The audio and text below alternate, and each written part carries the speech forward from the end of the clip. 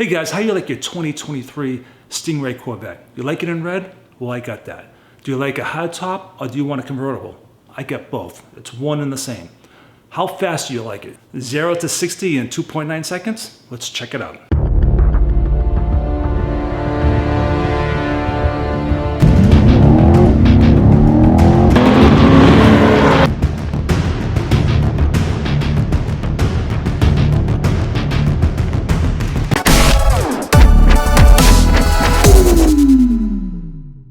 Hey guys, welcome back to the channel. My name is Mike the Ball of Donuts, and I buy and sell cars as a hobby, and I bring you guys along with me showing the pros and cons of each vehicle I buy. This is not my car. This is my friend Steve's car he bought 2 months ago. We went to the dealership, took a little walk around, him buying the vehicle, and now after 500 miles, the engine got released so it can have its full potential. So we set up a meeting and we went to an interesting spot to do the video. Where else would you want to go to have a Corvette video? We went to a mental hospital.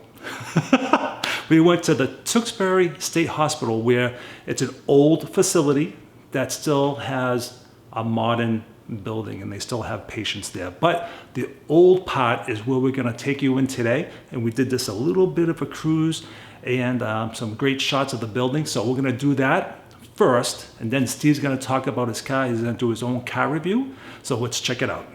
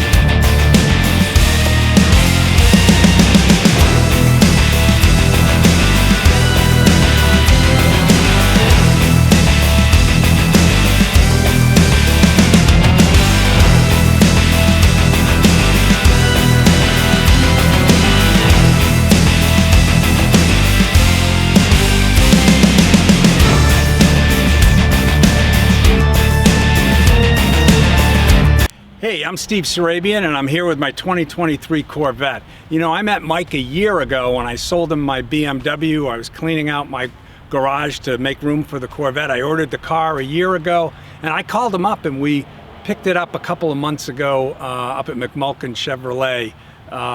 And so I ordered the car with the Z51's performance package. It's got the bigger rotors, bigger Brembo brakes on it. It's got a limited slip differential, performance exhaust system on it. That was the first package that I ordered on the car.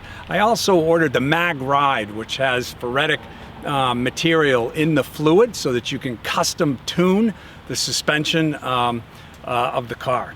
Another key feature of the car is the front lift. You know, there are pretty low ground clearance on these cars, and the front lift has the ability to lift that car 2 or 3 inches. Interesting enough, it will remember the GPS location of that, store it in the car, and when you approach that location again, it automatically lifts the front end of the car. The car comes standard with a 496 horsepower engine. That's mated to a dual clutch transmission.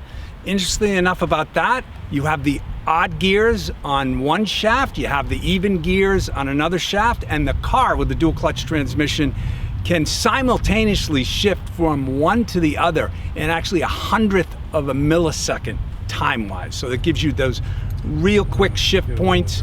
The car does actually 0 to 60 in about 2.7 seconds. So about a week ago, I passed the 500-mile break-in period, and what that did is it visibly inside the car shifted the yellow and the red line of that car up by about 2,000 RPMs, unlocking all 496 horsepower of the car. And I gotta tell you, it's a rocket ship. So the standard wheels that came with the car, they're standard either black or silver. I actually wasn't crazy about those, so I ordered the Trident wheels on the front of the car. You'll notice the front rockers. There are actually some protection panels down there that I put on, along with the front and rear mudguards. Now, you'll see on the front hood of the car some pretty distinctive striping on the car.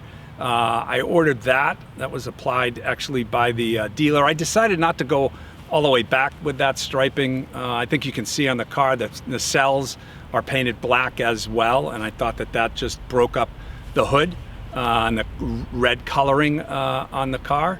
And you'll notice in the back of the car that has a spoiler. There was a choice of either body color spoiler or black. I went back and forth on that. I'm glad I actually picked the black color for that.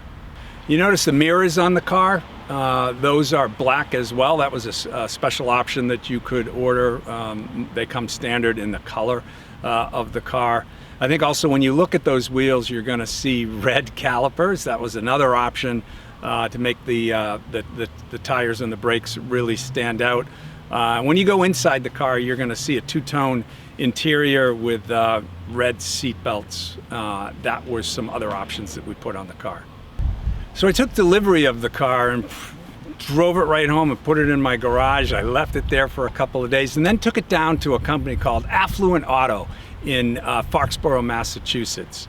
And what they did with the car, they PPF'd the whole front nose of the car to protect against paint chips. Also the front pillars down on the rockers and behind the rear wheels. So I think when you look at the car, one of the things that stands out on it is the depth of the paint and the shine, the high gloss shine of the car. What we did, in addition to the PPF, is we coated it, ceramic coating with Modesta is the name of the product, and I chose the 2 application process to this. Gives it a nice thick ceramic coating on top of that car, and it gives it that depth and vibrance to the color. The car almost looks wet when you look at it. Yeah, so one of the things I did when I ordered this car, just to break up the interior, you're gonna notice that I ordered it with the two-tone interior, and these are upgraded GT2 seats. I went with the two-tone on that as well. The red safety belts on the car. So you're gonna notice a couple things on the interior. The carbon fiber inlays both here and over here and across the dash. That's a nice touch to the car. So functionally in the car, these are mechanical buttons that you can use for the temperature, the seats, the fan, the AC. But of course you can control all of those through this center console screen that you can go to different, different screens on. The car is activated. You're probably wondering, where's the stick shift in this car, right? It's by buttons here. This is the park, reverse, neutral, drive, and then you're gonna see this M button here. This M button allows you to manually shift the car. Although it's an automatic, you actuate the shift points through these paddle shifters. Left is a downshift, right is an upshift on the car.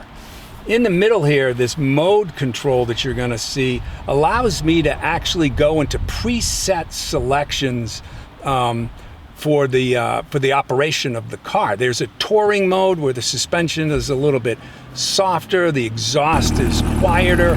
There's the next mode up from that is a sport mode where there's actually cutouts in the exhaust that open up so you get a little bit louder of a sound. The suspension through the mag ride becomes stiffer. And then there's actually a track mode on this where they open up those cutouts in the exhaust all the way. You get the stiffest suspension on the car if you're going to take it to the track. That's all activated by this lever right here. There's 3 buttons up on here you're going to see. This one is for the cameras. This car has a number of cameras both in the front of the car and the back of the car, so we activate those there. This is a front lift, the option that I talked about. There's very low ground clearance on these cars, and the ability to physically raise the front of the car by 2 to 3 inches by pressing this button helps go over bumps. And the best thing about this is you raise that front end, you can actually store that location via GPS, so that anytime you come up on that location again, the car already knows, and it will lift the car by itself. This last button is to turn off all the traction control and the advanced features that are in the car if you want to go more sort of freewheeling with it and not have those systems on. Of course, over here are your standard window controls. These are the mirrors that fold in, rear view mirror selections. And then on the steering wheel, this is the cruise control section. I can adjust the volume of the radio over here. These are the voice activated controls for the telephone as well. And then you can scroll through the different visual layouts of the dashboard through, you can customize it, complete with the, as you go through these modes, and you go from touring to sport to track, the display changes to preset settings for information to the driver that they need when they're driving in that mode. So in a track mode, you're going to want to understand your G-forces, the temperature of the car, and such, so you can activate those. There's a heads-up display in the car.